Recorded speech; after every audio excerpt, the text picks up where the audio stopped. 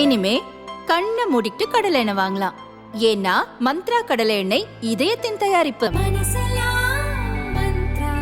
குடியுரிமை திருத்த சட்டத்தை அமல்படுத்த மாட்டோம் என்று கேரளா, தமிழ்நாடு, மேற்கு வங்க மாநிலங்கள் கூறுகின்றன.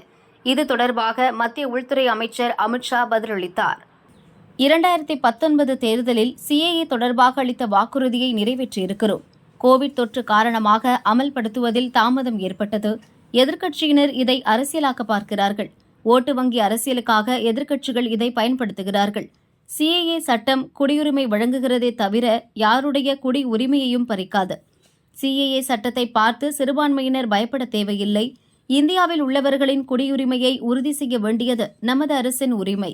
இந்த விஷயத்தில் சமரசம் என்ற பேச்சுக்கே இடமில்லை. எனவே ஒருபோதும் குடியுரிமை திருத்த சட்டத்தை திரும்பப் பெற மாட்டோம். சிஏஏ சட்டத்தை அமல்படுத்த மாட்டோம் என கூற மாநில அரசுகளுக்கு உரிமை இல்லை. குடியுரிமை தொடர்பாக விதிகளை உருவாக்குவதற்கான அதிகாரம் பார்லிமெண்ட்டுக்குத்தான் உள்ளது. இது மத்திய அரசு சம்பந்தப்பட்ட விவகாரம், மாநிலங்களுக்கு உரிமை இல்லை என்று அமித்ஷா கூறினார். मैं बाकी रिलीजन्स के बारे में बाद में आती हूँ, पहले मुसलमान समुदाय के बारे में बात करते हैं, क्योंकि चाहे ओवैसी साहब हों, चाहे ममता बनर्जी हों, और फिर बहुत से विदेशी मीडिया जो है वो भी कह रही है it's an anti Muslim law, because आप मुसलमानों को नहीं शामिल कर रहे हैं, तो वो क्राइटेरिया ही है कि मुसलमान नहीं होने चाहिए. ऐसा नहीं है. आप इस लॉ को आइसोलेशन में नहीं दे सकते. इस देश का एक इतिहास है. 15 अगस्त 1947 को देश का विभाजन हो गया. देश 3 हिस्सों में बंट गया. वो बैकग्राउंड है. भारतीय जनसंघ, भारतीय जनता पार्टी हमेशा विभाजन का विरोध किया. हम कभी सहमत नहीं थे.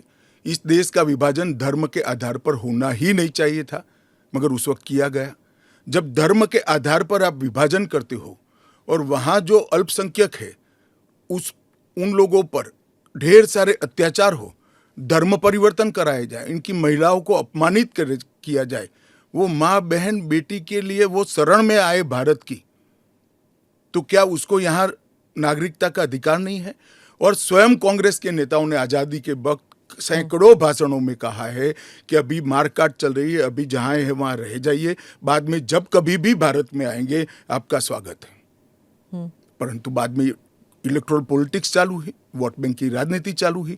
अपीसमेंट के कारण वो वादा कांग्रेस पार्टी ने कभी पूरा नहीं किया जो आज नरेंद्र मोदी पूरा कर रहे हैं. सर, जो बाकी समुदाय, बाकी जो रिलीजन्स हैं, चाहे हिंदूज हैं, जैन हैं, बुद्ध हैं, सिख हैं, उन सबको तो मैं मानती हूँ, ठीक है, देवर रिलीजन्स बॉर्न इन इंडिया. नहीं, आंकड़े पर पारसी और अगर आप पारसी और ईसाइयों को ला सकते हैं, उन वो जो रिलीजन्स है, they were not born in India, तो अगर आप पारसी और ईसाइयों को ला सकते हैं तो मुसलमानों को क्यों नहीं? देखिए, मुस्लिम आबादी के लिए ही वो हिस्सा आज भारत का भाग नहीं है. वो भूमि इसीलिए दे दी गई थी. फिर तो हर देश से अव्यवस्था से जो आना चाहिए, इसके लिए भारत के दरवाजे खोल लो. भारत कहाँ बचता है?